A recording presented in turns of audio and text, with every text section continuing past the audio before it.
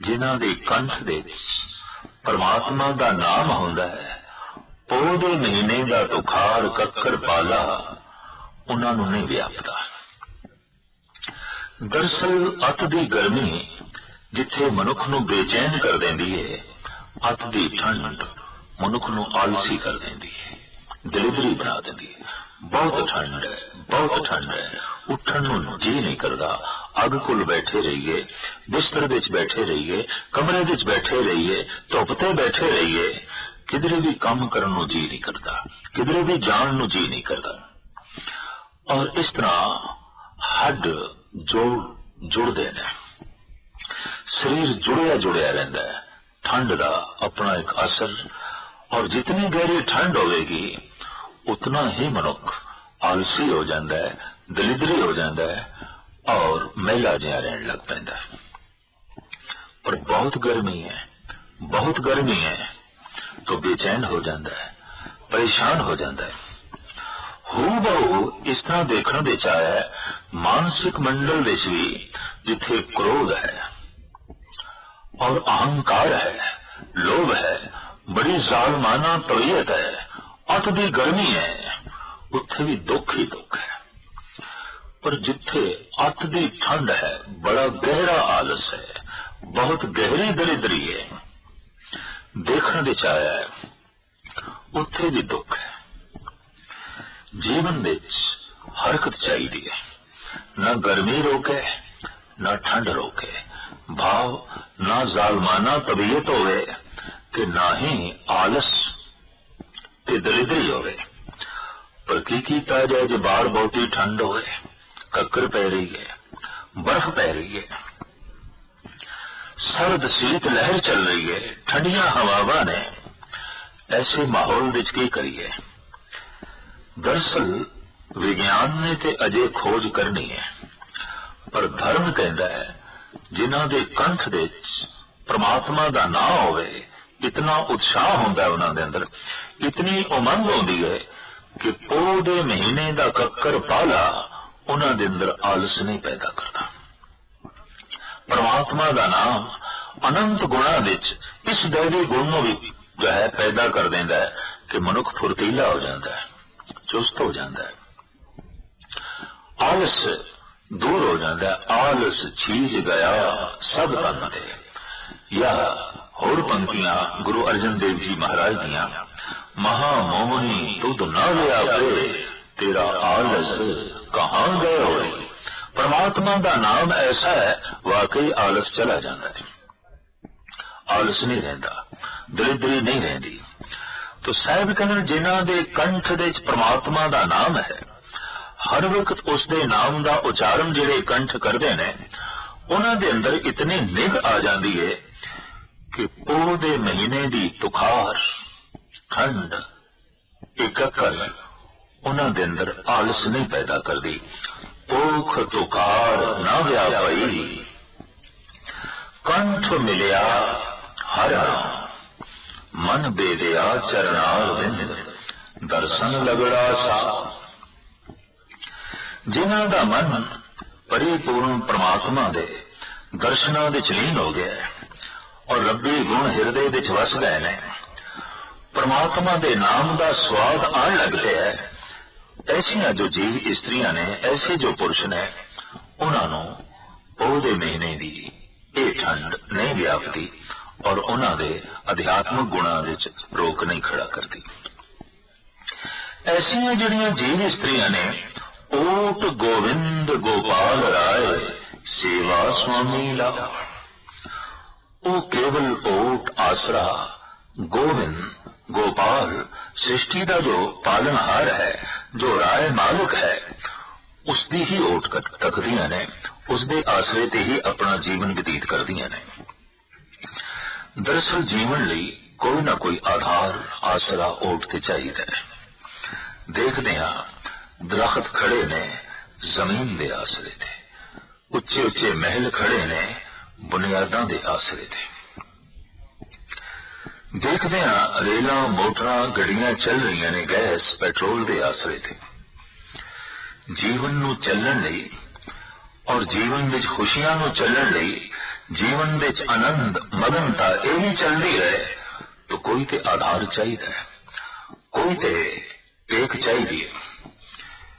ये ख्याल ते मनुख दे अंदर है, पर मनुख अपना आसरा लभण दे च हमेशा ही गलती करता है। कदी कह देंदा है मां आसरा है, कदी कहता है पिता आसरा है। ये तेरा आसरा है, ये पत्नी या पति मेरा आसरा है, ये बच्चे मेरा आसरा ने, ये पड़ोसी, ये मित्र मेरा आसरा है। पर ये आसरे आरजी ने, वक्ती ने, क्योंकि वो मोते सुख चाहते हैं, हम होते सुख चाहते हैं। जिथे असी उन्हां कोल सुख खेड़ा ते खुशियां चाहते हैं, आधार बनाते हैं, उत्थे वो सानू भी आधार बना के साडे कोल भी खेड़ा ते खुशियां लेना चाहते हैं। इस वास्ते संसार दे सारे संबंध नूं इंज आख्या गया है लैण देण दे संबंध। जिथे सुख देना बंद हो जाए सुख लेना भी बंद हो जाता है। जिथे कोई किसी नूं प्रसन्नता देवे ना प्रसन्नता लेनी भी औखी हो जाएगी, कोई किसी को इज्जत दे ना इज्जत लेनी भी औखी हो जाएगी। ये तो सारे देन लेन दे संबंध ने। एक संबंध ऐसा है परिपूर्ण परमात्मा का जो देंदा ही है, देंदा ही है, देंदा ही है, बदले विच कुछ भी नहीं लेंदा। देंदा दे लेंदे थक पाए, वो देंदा देंदा नहीं थकदा, लेंदे लेंदे जीव थक जाते हैं। फिर वो देने वाला ऐसा है कि वड्डा दाता तिल न तवाए। पहाड़ा जितनियां दाता दे के भी तिल जितनी भी मंग नहीं रखता। नहीं तो अक्सर देखे है तिल जितना परोपकार करके किसी से मनुख पहाड़ा जितना बदले विच मंगदा है, बहुत मंगदा है। मैं तेरे नाल ये कीता हुण तू कर। थोड़ा जिहा करके थोड़ा जिहा सुख दे के मनुख दूसरे को बहुत वड्डा सुख मंगदा है। पर एक परिपूर्ण परमात्मा है, इतने खेड़े खुशियां दे के भी बदले दे कुछ मंग नहीं है। दाता है, वड्डा दाता तिल ना कमाए। तो जिन्हों ने ऐसे परमात्मा की ओट पकड़ी है, ऐसे परमात्मा का आसरा पकड़िया है जो सृष्टि का पालनहार है, मालिक है, सदी भी खेड़े ते खुशियां च रहिंदियां ने। साहब कहते ने उन्होंने दे अंदर ये अरदास भी पैदा होती है कि वो जो मालिक है उसकी सेवा दे च ही जुड़े रहिए और सेवा का ही लाभ खटीए, आनंद खटीए। ऐसे जो सेवा दे जुटियां उन प्रभु दी और उसका ओट आसरा तक के अपना जीवन बतीत कर रही ने। महाराज कहते बिखिया ओहो न सकई मिल साहू गुणवान। उन्होंने विषयां दी जहर नहीं व्यापती, विकारां दी जहर नहीं व्यापती। क्यों? क्योंकि गुरु की संगत विच बैठ के, सत्संग विच बैठ के वो जीव इस्त्रियां परमात्मा के गुणां की संभाल करदियां ने, उहदे गुणां नूं अपने हिरदे विच वसांदियां ने और उसका ही केवल आसरा तक के उसनूं ही केवल ओट बना के अपना जीवन बतीत करदियां ने। इस वास्ते विकारां दी जहर उन्होंने नहीं व्यापती। ये सही आसरा है। इस आसरे नूं जद भी कोई अपनी जिंदगी का आधार ओट बना लेंदा है, ऐसा पुरुष जगत विच कदी भी आसरा नहीं होंदा। शायद इस वास्ते परमात्मा नूं निआसरियां दा आसरा आख्या गया है। निओटियां दी ओट, निमाणियां दा मान, निताणियां दा दान। और ये हकीकत है कि जितने चिर तक मनुख छोटे छोटे आसरे और ओट बनाए रखता है, उसके अंदर प्रभु की ओट का ख्याल नहीं पैदा होता। तो पातशाह कहते ने ये पो दा महीना, ये कक्कर, ये पाला, ये शीत लहर, ये ठंड जो लगदे ही मनुख नूं आलसी ते दलिदरी बना देंदियां ने। जब कंठ दे परिपूर्ण परमात्मा का नाम होवे ते उसकी ओट होवे, कोई भी कक्कर, कोई भी पैंदी बर्फ ते शीत लहर उसनूं आलसी नहीं बना सकती। वो उद्यमी होवेगा, उत्साही होवेगा और फुर्तीला होवेगा। ਸਾਹਿਬ ਅਗਾਂਹ ਚੱਲ ਕੇ ਕਹਿੰਦੇ ਨੇ, ਜਹ ਤੇ ਉਪਜੀ ਤਹ ਮਿਲੀ ਸੱਚੀ ਪ੍ਰੀਤ ਸਮਾ। ਗੁਰੂ ਦੀ ਸੰਗਤ ਵਿੱਚ ਬੈਠ ਕੇ ਪ੍ਰਭੂ ਦੇ ਗੁਣ ਗਾਉਂਦਿਆਂ ਗਾਉਂਦਿਆਂ ਇਹ ਜੀ ਇਸਤਰੀ ਜਿੱਥੋਂ ਇਸ ਦੀ ਉਤਪਤੀ ਹੋਈ ਸੀ ਉਸ ਦੀ ਪ੍ਰੀਤ ਕਰਕੇ ਉਸ ਦੇ ਵਿੱਚ ਹੀ ਸਮਾ ਗਈ। ਜਿੱਥੋਂ ਆਉਣਾ ਹੋਇਆ ਸੀ ਉਸ ਦੇ ਚ ਹੀ ਸਮਾਣਾ ਨਸੀਬ ਹੋ ਗਿਆ। ਕਰ ਗਏ ਲੀਲੀ ਪਾਰ ਬ੍ਰਹਮ ਬੌਰ ਨਾ ਵਿਛੜਿਆ। ਕਰ ਕਹਿੰਦੇ ਨੇ ਹੱਥ ਨੂੰ। परमात्मा ने अपना हाथ देके अपना बना लिया, गले नाल ला लिया और ऐसा मिलाप बख्शिया हुण मुड़ के विछोड़ा नहीं। जगत विच जितने मिलाप ने आखिर एक ना एक दिन विछोड़ा होंदा है, चाहे ये मिलाप पुत्रां दा होवे, मित्रां दा होवे, मां बाप दा होवे, भरावां दा होवे, पड़ोसियां दा होवे, गहरे तो गहरे सजणा दा होवे। एक दिन विछोड़े दा दुख देखना ही पैंदा है। या तो जीवदिया जी ये विछोड़ा हो जाता है या फिर मर के विछोड़ा हो जाता है। सारियां तो ही मनुख टुट जाता है, पर यह प्रभु का मिलाप जो वो आप बांह पकड़ के करांदा है अपना मिलाप, विछोड़े का दुख इस मिले हुए नूं भोगना नहीं पैंदा। सतगुरु की बाणी का भी फैसला, मिलिया होए न विछड़े जे मिलिया। एक दफा जे ये मिल जाए फिर विछोड़ा नहीं, फिर टुटना नहीं। तो साहिब फरमान करते ने, जह तैं उपजी तह मिली सच्ची प्रीत समाओ। कर गए नीनी पार ब्रह्म बहुर न विछड़िया। बार जाऊं लख देरिया हर सज्जन अगम अगाओ। वो परिपूर्ण परमात्मा अगम है, साडी सोच तो परे है, साडे विचारां तो परे है, साडे इंद्रियां दी शक्ति तो परे है ते साडी पकड़ तो भी परे है।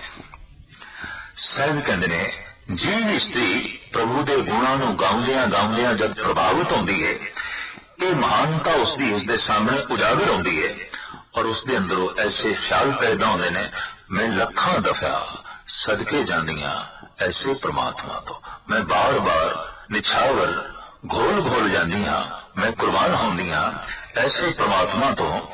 भावें वो मेरी पकड़ दे च नहीं, भावें वो मेरी पहुंच तो परे है, भावें वो मेरी सोच तो परे है, फिर भी मैं तो परे नहीं, फिर भी मेरे कोल है। हाँ, मेरे रोम रोम दे च है, मेरी सोच तो परे है, मेरे कण कण दे च रमिया होया है, पर मेरी पकड़ तो परे है। ये इस तरह है कि सूरज की एक एक किरण मैनू छू रही है, फिर भी सूरज की पकड़ बहुत दूर है, मेरे हाथों च सूरज नहीं है। भावें उसदियां किरणां मैनू छू रही ने, सूरज दियां किरणां करके मैं जी रहा, सूरज दियां किरणां ही मेरियां पालना कर रही ने, फिर भी मेरे हाथों विच सूरज नहीं है। मेरे कोल होंदे होया भी वो मेरी पकड़ दे च नहीं है, मेरी पहुंच दे च नहीं है। इस तरह परमात्मा रोम रोम दे च है, उस तो बिना असी हो भी नहीं सकते। अगर सूरज ठंडा पै जाए तो सब कुछ ठंडा पै जाएगा, अगर ईश्वर नहीं तो फिर कुछ भी नहीं। ईश्वर करके ही असी हाँ और वो साडे कोल है, रोम रोम दे च है, फिर भी साडी पकड़ तो परे, साडी पहुंच तो परे, साडी सोच तो परे। साहिब कहते ने, ऐसा जो परिपूर्ण परमात्मा है असी बार बार उस तो सदके जाते हैं, कुर्बान जाते हैं। बार जाओ लख बेरिया हर सज्जन अगम अगाओ। सरम पई नारायण नानक दर पईया। इस तरह जोदड़ी करदी हुई जिहड़ी जीव स्त्री परमात्मा दे दर ते ढह पैंदी है, कहंदे ने परमात्मा शरण पालक है। फिर परमात्मा शरण आए हुए दी रखदा है और ऐसा जो जोदड़ी करदा होया दर ते ढह पे है, समझ लो परमात्मा ने उसनों मालिक बना देता है, सिंहासन ते बिठा देता है, उसनों अपना बना देता है। वो शर्म पैदी रखदा है।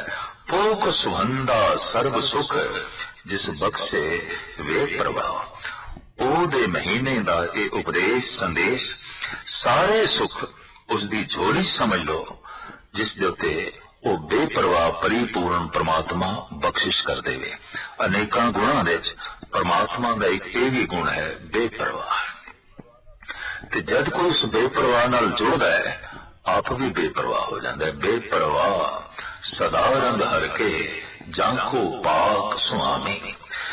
किसी दे दबाव हेठ आके हसना ये बेपरवाही दा हसना नहीं है। किसी दी लोड़ पूरी करने वास्ते रो पैना ये बेपरवाही दा रोना नहीं है। जैसे किसी मर्ग वाले घर दे चले गए, बहुत सारे रोंदे पै सन ते उत्थे मुंह निकल गया, सुभावक ही कह दिता सानू बहुत अफसोस होया, माड़े जिया नेत्र भी सज्जल होए, पर ये दूजियां करके, ये दूजियां दा प्रवाह है। ये बेपरवाही दे हंजू नहीं ने, और दूजे दा मुंह लिहाज रख के एवं बनावटी खुशी ते बनावटी हासा जाहिर करना ये बेपरवाही दा हासा नहीं है।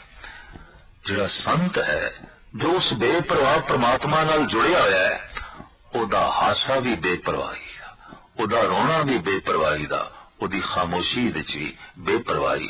रंग हसे रंग रोवे चुप भी कर जाए, परवाह ना ही किसे केरी बाज सच्चे ना है।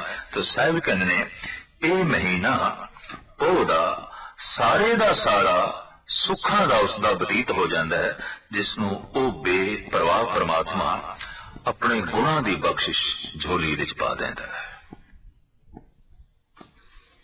भूख तुखार पड़े वण तृण रस सोखे, आवत नाही मन तन वसै मुखे। मन तन रवड़िया जग जीवन, गुर सबदी रंग माणी।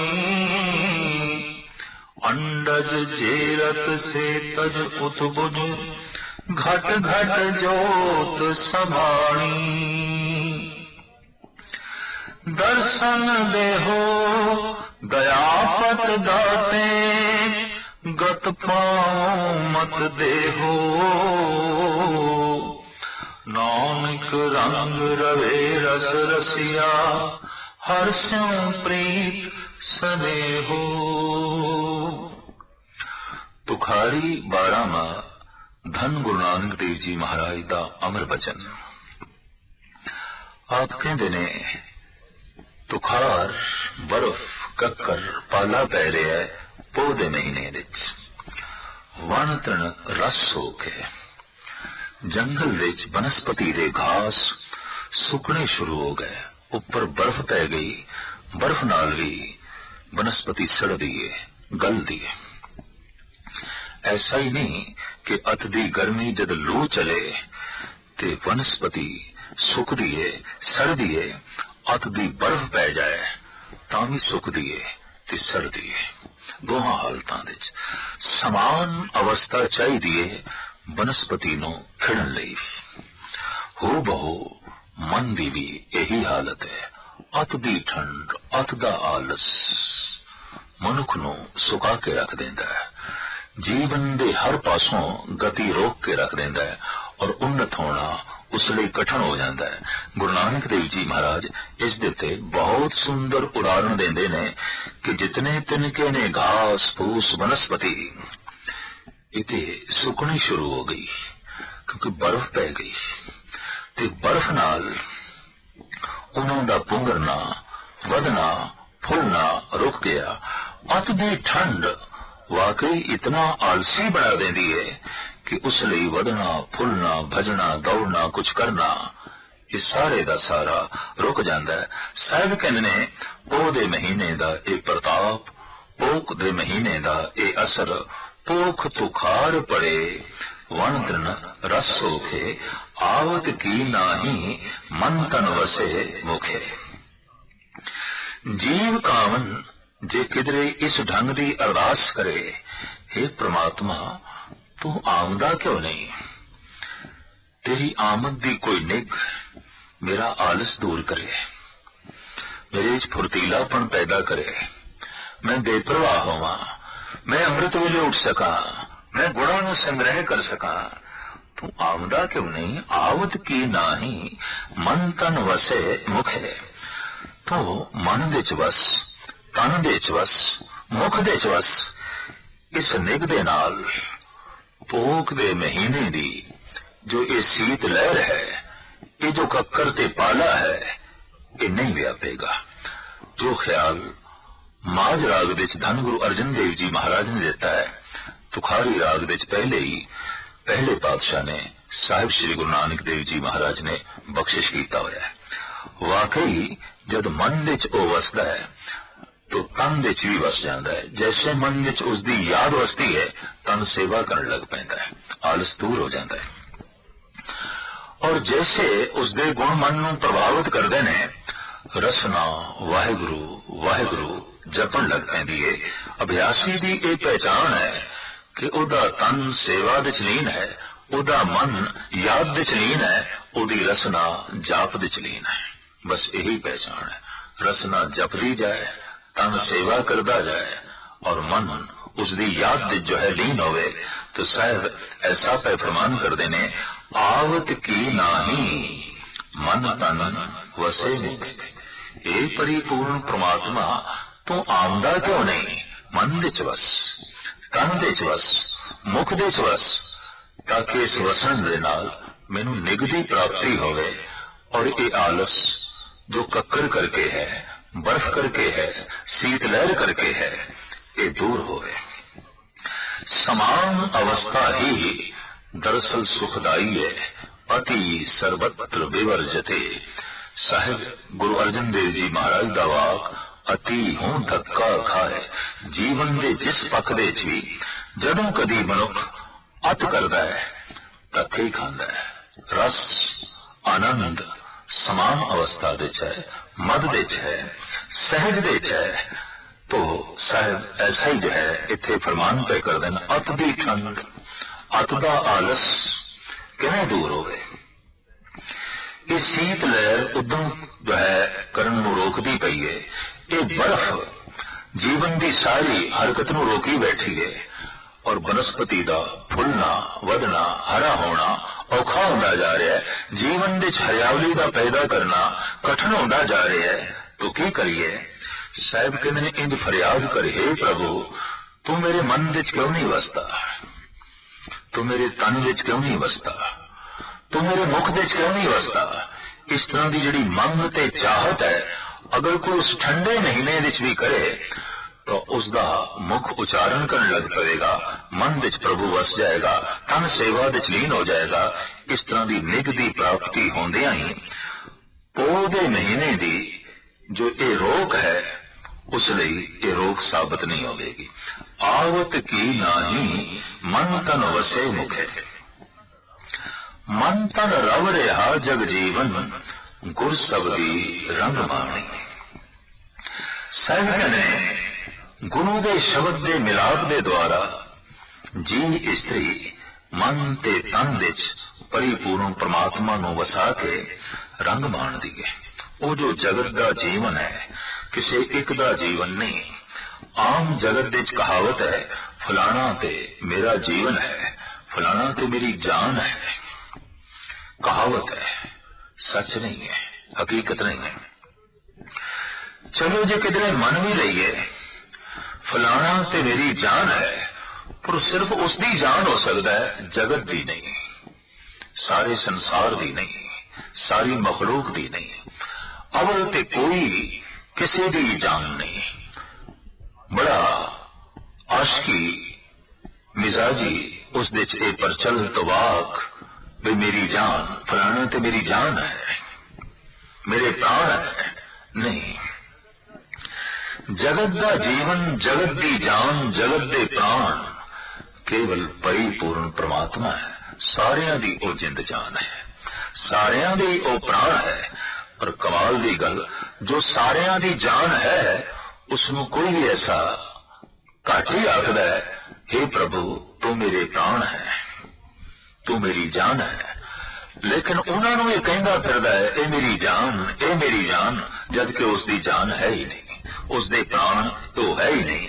तो साहिब फरमान पे कर देने, वो जो जगत का जीवन है, गुरु शब्द के जाप द्वारा जगत के जीवन का जीव रूपी स्त्री आनंद मानती है और उसके मन ते तन विच उसका बकायदा छाप रहिंदी है, उसदे मन दे उत्ते बकायदा उस परिपूर्ण परमात्मा का प्रभाव रहिंदा है। ऐसी उसकी तर्ज जिंदगी बन जाती है।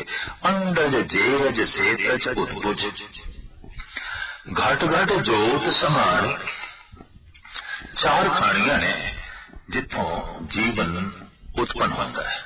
सब तो वड्डी खान है अंडे, दूजी खान है जेर पेट, तीजी खान है उत्पुज और चौथी है सेतज पसीने तो पैदा होना। ये जो जीवन असी पृथ्वी ते देख रहे हैं, ये चार खानियां द्वारा ही जगत दे जो है प्रचलित होंदा है। जी इन्हां दे राही बाहर आंदे ने, कुछ अंडियां राही, कुछ पेट राही, कुछ पसीने ते मैल दे राही ते कुछ धरती दे चों उत्पन्न होंदी है, जैसे कि वनस्पति।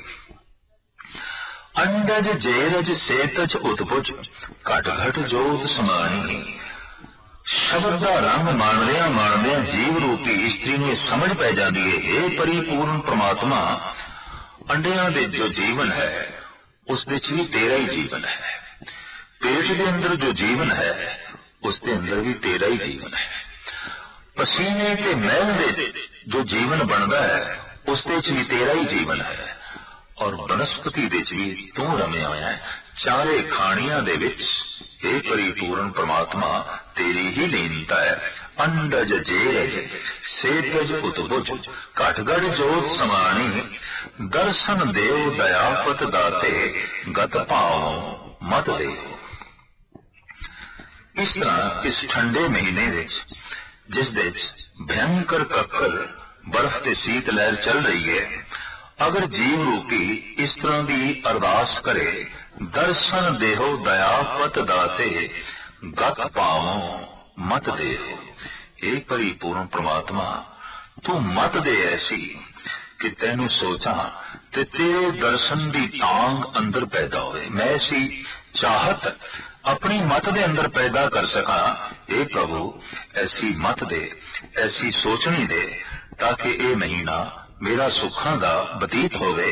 परिपूर्ण परमात्मा, हे दया दे घर, हे दया दे सागर, तू रहमत कर, बख्शिश कर।